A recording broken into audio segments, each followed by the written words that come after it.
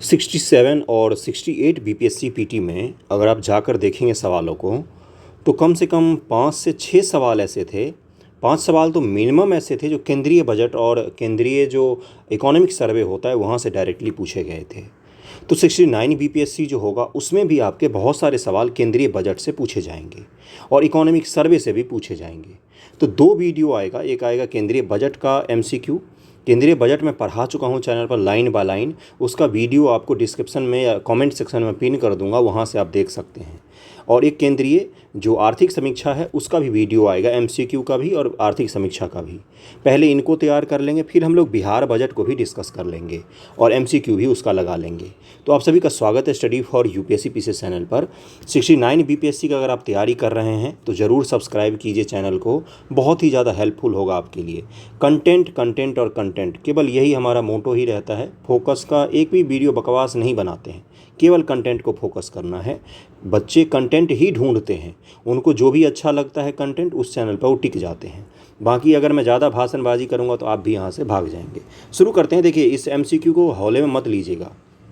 मैं क्या कह रहा हूँ, आराम आराम से 50 के 50 सवालों को कीजिए, एक बार, 2 बार, 3 बार, क्योंकि इस 50 एमसीक्यू में से 2 से 3 सवाल आपको टकरा सकते हैं। अगर मैं आपको बोलूं कि इस 50 एमसीक्यू को कर लो एग्जामिनेशन से पहले, यहाँ से 2 से 3 सवाल आपके टकराएंगे, तो आप क्या बोलोगे? तो इससे अच्छा तो कुछ और हो ही नहीं सकता है कि 50-100 एमसीक्यू करके गए, उसमें से 4 से 5 टकरा गए डायरेक्टली या इनडायरेक्टली।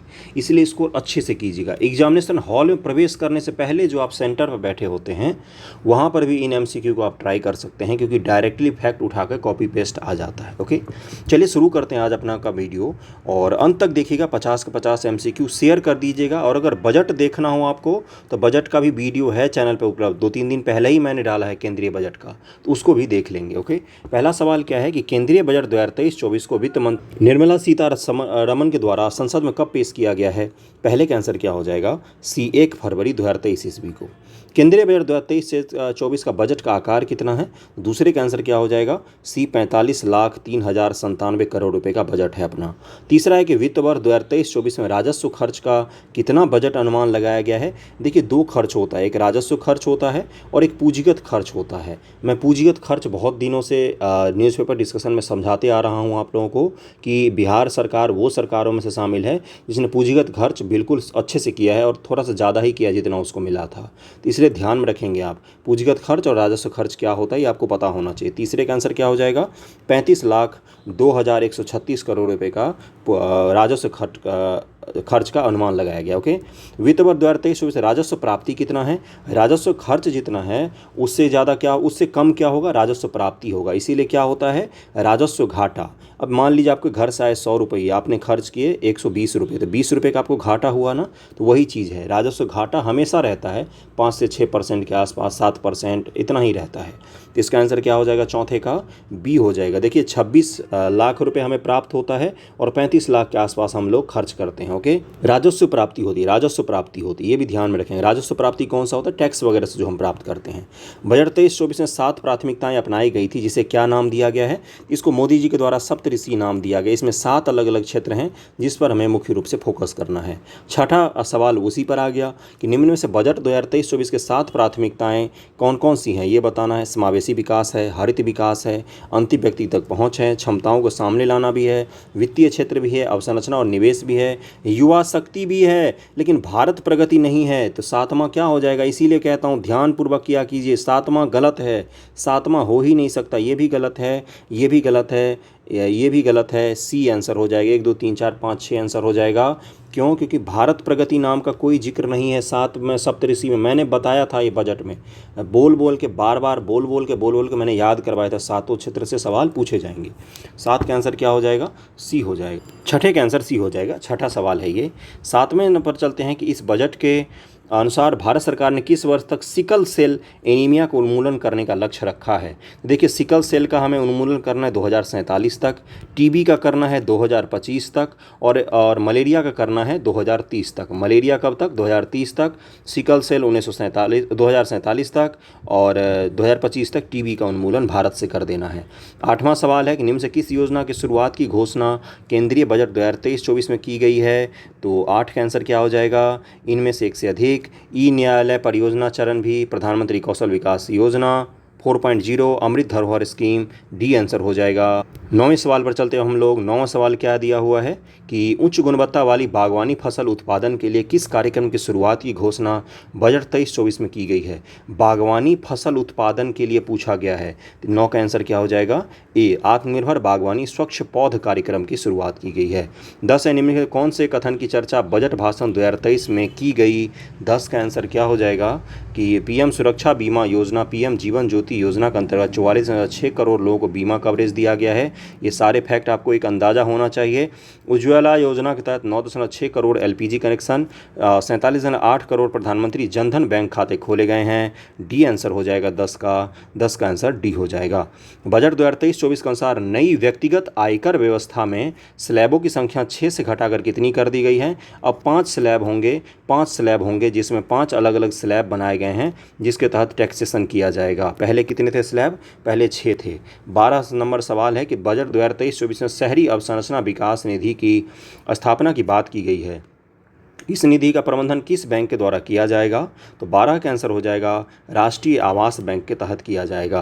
13 है कि इस बजट के अनुसार 5G सेवाओं पर आधारित एप्लीकेशन विकसित करने के लिए कितने लैब स्थापित किए जाएंगे देश भर में?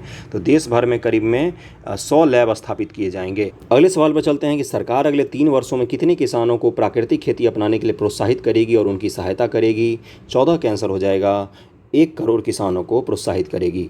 कुशल युवाओं को अंतर्राष्ट्रीय अवसर उपलब्ध कराने के लिए सरकार ने कितने स्किल इंडिया इंटरनेशनल सेंटर स्थापित करने की घोषणा 23-24 में की है? 15 का आंसर हो जाएगा B, 30 skill India international centre स्थापित किए जाएंगे। ऐसे ही सवाल कॉपी पेस्ट डिट्टो आ जाएगा आपके एग्जामिनेशन में, और अगर नहीं इसको ध्यानपूर्वक देखेंगे तब तो फिर वहाँ पर कुछ भी नहीं हो सकता। अगला सवाल है कि भारत को मोटे अनाज श्री अन्न के लिए, मोटा अनाज में बहुत बार बताया है मैंने कि वैश्विक केंद्र बनाने के उद्देश्य से किस उत्कृष्टता केंद्र को बढ़ावा दिए जाने की घोषणा बजट 2023-24 में की गई है? तो 16 का आंसर क्या हो जाएगा? मोटा अनाज या बाजरा अनुसंधान संस्थान हैदराबाद को स्थापित किया जाएगा। ये आंसर हो जाएगा। 17 नंबर है कि बजट 23-24 से संबंधित निम्न से कौन सा कथन सत्य नहीं है, सही नहीं है, ये बताना है आपको। तो 7 का आंसर क्या हो जाएगा? 6,000 करोड़ रुपए के निवेश से पीएम मत्स्य संपदा योजना, एक नई उपयोजना की शुरुआत की जाएगी। बिल्कुल सही है। सरकार को सबसे ज़्यादा धन जीएसटी से आता, ऐसा हो सकता है कि सबसे ज़्यादा धन जीएसटी से आता हो? बी गलत है इसका। सरकार को सबसे ज़्यादा खर्च केंद्रीय क्षेत्र की योजनाओं पर करना पड़ता है? नहीं, सरकार को सबसे ज़्यादा खर्च कर्ज की बीमा कर्ज नहीं, क्या बोलते हैं उसको, ब्याज अदायगी में सबसे ज़्यादा खर्च करना पड़ता है भारत सरकार को। तो सी भी गलत है, तो इसका आंसर क्या हो जाएगा? डी। इनमें से एक से अधिक गलत है, बी और सी दोनों गलत दिया हुआ है। तो 17 का आंसर क्या हो जाएगा? डी हो जाएगा। आकांक्षी जिला कार्यक्रम के तर्ज पर सरकार कितने प्रखंडों को शामिल करके आकांक्षी प्रखंड कार्यक्रम की शुरुआत की जाएगी? देखिए, आकांक्षी जिला कार्यक्रम सक्सेसफुल रहा तो जिला से छोटा स्तर कौन सा होता है? प्रखंड होता है। प्रखंड, ब्लॉक स्तर पर पहुंच रही है सरकार, प्रखंड, आकांक्षी प्रखंड का निर्माण करेगी, फिर उनका डेवलपमेंट करेगी। तो 18 का आंसर क्या हो जाएगा? 500 ऐसे प्रखंडों का विकास किया जाएगा। और इसमें से बिहार के कितने हैं? तो बिहार के 61 ब्लॉक को शामिल किया गया है आकांक्षी प्रखंड कार्यक्रम में। कितने? बिहार के 61 प्रखंडों को, 61 ब्लॉक को शामिल किया गया है। चलते फिरते सोते जागते आपको याद होना चाहिए, बिहार के 61 प्रखंडों को आकांक्षी प्रखंड कार्यक्रम में शामिल किया गया है। अगला सवाल है, केंद्रीय बजट 23-24 के अनुसार सरकार ने देश के शीर्ष शैक्षणिक संस्थान में कितने कृत्रिम बुद्धिमत्ता उत्कृष्टता केंद्र, एआई उत्कृष्टता केंद्र, एआई एक्सीलेंस सेंटर स्थापित करने की घोषणा की है? तो 19 का आंसर हो जाएगा। ऐसे 3 स्थापित किए जाएंगे। बजट में चर्चा किया गया आई गॉट कर्मयोगी क्या है? 20 का आंसर हो जाएगा। एकीकृत ऑनलाइन प्रशिक्षण मंच है ये, क्या है? ऑनलाइन ट्रेनिंग मंच है ये, इंटीग्रेटेड ऑनलाइन ट्रेनिंग मंच। वित्तीय वर्ष 23-24 के लिए रेलवे का पूंजीगत परिव्यय कितना है? पूंजीगत परिव्यय रेलवे का 21 का आंसर हो जाएगा। 2.4 लाख करोड़ रुपए का परिव्यय है। सरकार द्वारा कारोबारी सुगमता को बढ़ावा देने के लिए बजट 23-24 में निम्न से क्या निर्णय लिया गया है? पहला है कि 39,000 से अधिक अनुपालन को कम करना, 3400 से अधिक विधिक उपबंधों को अपराध की श्रेणी से हटाया जाना, जन विश्वास विधेयक संसद में पेश करना, सारे के सारे सही हैं। 22 का आंसर डी हो जाएगा। पशुपालन, डेयरी और मत्स्य पालन क्षेत्र के लिए केंद्रीय बजट 23-24 में कुल ऋण का लक्ष्य कितना निर्धारित किया गया है? तो 23 का आंसर क्या हो जाएगा? बी 20 लाख करोड़ का निर्धारित किया गया है। बजट भाषण 23-24 में पीवीटीजी कल ही मैंने समझाया है। जिसको नहीं पता जाकर कल का न्यूज़पेपर डिस्कशन वीडियो प्लीज़ देख लीजिए, मेरे लिए देख लीजिए, कोई बात नहीं, मेरा लाभ कर दीजिए, जाके देख लीजिए। आपका लाभ हो नुकसान हो पता नहीं, मेरे लिए देख लीजिए। पीवीटीजी से सवाल आएगा। राष्ट्रपति महोदया ने 2 दिन पहले चर्चा की है इसकी, तो इसलिए आपको पीवीटीजी पता होना चाहिए। तो 24 का आंसर क्या हो जाएगा? संवेदनशील जनजातीय समूह। संवेदनशील जनजातीय समूह के लिए पीवीटीजी विकास मिशन की चर्चा की गई है। पर्टिकुलरली वल्नरेबल ट्राइबल्स ग्रुप, कल मैंने डिटेल में समझाया है इसको। 25 केंद्रीय बजट के अनुसार राज्यों को जीएसडीपी के कितने प्रतिशत राजकोषीय घाटे की अनुमानित होगी? 25 का आंसर हो जाएगा बी 3.5%। अगले सवाल पर चलते हैं हम लोग, देखते हैं 26 नंबर क्या है। बजट के अनुसार किस क्षेत्र के लिए डिजिटल पब्लिक इंफ्रास्ट्रक्चर का निर्माण किया जाएगा? तो 26 का आंसर क्या हो जाएगा? इसका आंसर हो जाएगा कृषि के लिए डिजिटल पब्लिक इंफ्रास्ट्रक्चर का निर्माण किया जाएगा। 27 नंबर सवाल पर चलते हैं कि निम्न में से कौन सा कथन श्री अन्न से संबंधित नहीं है? 27 का आंसर क्या हो जाएगा? इसका आंसर हो जाएगा सी, भारत श्री अन्न का सबसे बड़ा निर्यातक है। नहीं, भारत श्री अन्न का, मोटे अनाज का दूसरा सबसे बड़ा निर्यातक है। ओके, अगले सवाल पर चले। 28 नंबर क्या? बजट में चर्चा किया गया मिष्टी पहल किससे संबंधित है? तो ये क्या है? तटीय रेखा पर मैंग्रोव पौधारोपण से संबंधित है। मैंग्रोव पता ही होगा आपको, ये समुद्र के किनारे लवन में उगने वाले विशेष प्रकार के पौधे होते हैं जो सुनामी जैसी और समुद्री आपदाओं से हमारी राहत करते हैं, हमें मतलब बचाते हैं। तो 29 सवाल पर चलते हैं। केंद्रीय बजट 23-24 में किस योजना पर बजट आवंटन 66% से बढ़ाकर 79,000 करोड़ से अधिक कर दिया गया है? तो 29 का आंसर क्या हो जाएगा? इसका आंसर हो जाएगा बी, प्रधानमंत्री आवास योजना पर 66% की वृद्धि की गई है बजट में। वित्तीय वर्ष 23-24 के लिए राजस्व घाटा कुल जीडीपी का कितना प्रतिशत अनुमानित है? तो 30 का आंसर क्या हो जाएगा? बी 2.9% अनुमानित है। वित्त वर्ष 23-24 के लिए राजकोषीय घाटा कितना बजट अनुमान लगाया गया है? तो 31 का आंसर क्या हो जाएगा? 31 का आंसर हो जाएगा ए, और 5.9% के आसपास का अनुमान लगाया। परसेंटेज भी ध्यान में रखेंगे, 17,86,816 करोड़ और 5.9% हो जाएगा। वित्त वर्ष 23-24 के लिए प्राथमिक घाटा का कितना अनुमान लगाया गया है? 32 का आंसर हो जाएगा डी, इनमें से एक से अधिक। क्यों? क्या क्या हो जाएगा इसका? जीडीपी का 2.3% और 7,06,845 करोड़ का प्राथमिक घाटा का अनुमान लगाया गया। ए और सी दोनों इसका आंसर हो जाएंगे।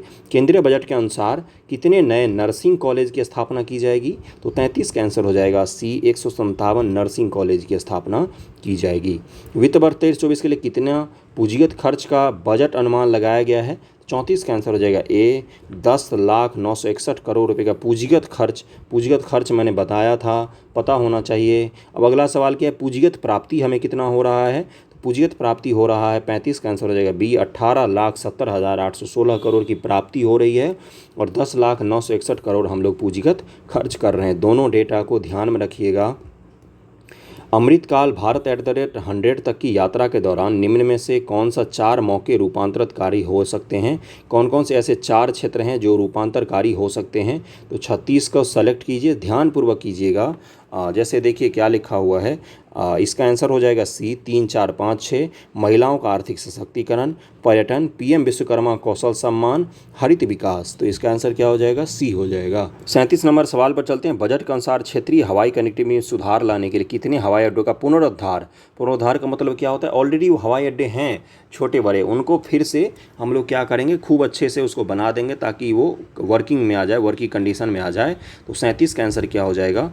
ये 50 ऐसे हवाई अड्डे हैं। राष्ट्रीय हाइड्रोजन मिशन के मदद से 2030 तक कितना मिलियन मीट्रिक टन वार्षिक उत्पादन का लक्ष्य रखा गया है? तो 38 का आंसर क्या हो जाएगा? ए, 5 मिलियन मीट्रिक टन का लक्ष्य रखा गया है।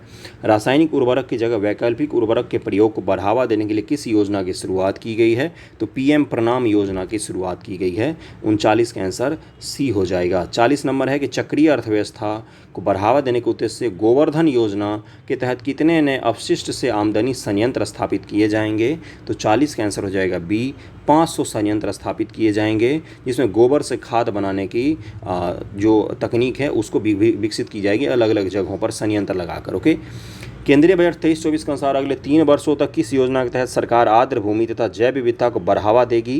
तो 41 का आंसर क्या हो जाएगा? अमृत धरोहर योजना नाम है इसका। किसके लिए है ये? आर्द्र भूमि और बायोडाइवर्सिटी के लिए है, वेटलैंड और बायोडाइवर्सिटी के लिए है। बजट में चर्चा किया गया स्किल इंडिया डिजिटल प्लेटफॉर्म का लक्ष्य क्या है? तो 42 का आंसर क्या हो जाएगा? डी हो जाएगा, इनमें से एक से अधिक। ए है मांग आधारित औपचारिक कौशल वर्धन सक्षम करना, ये भी सही है। एमएसएमई सहित नियोक्ताओं को जोड़ना, उद्यमता योजनाओं को सुलभता सुगमता करना, मतलब सुगम करना, ये तीनों के तीनों आंसर हो जाएंगे। चुनौती मोड के माध्यम से चुने जाने वाले कितने पर्यटन गंतव्य को घरेलू और विदेशी पर्यटकों के लिए एक संपूर्ण पैकेज के रूप में विकसित किया जाएगा?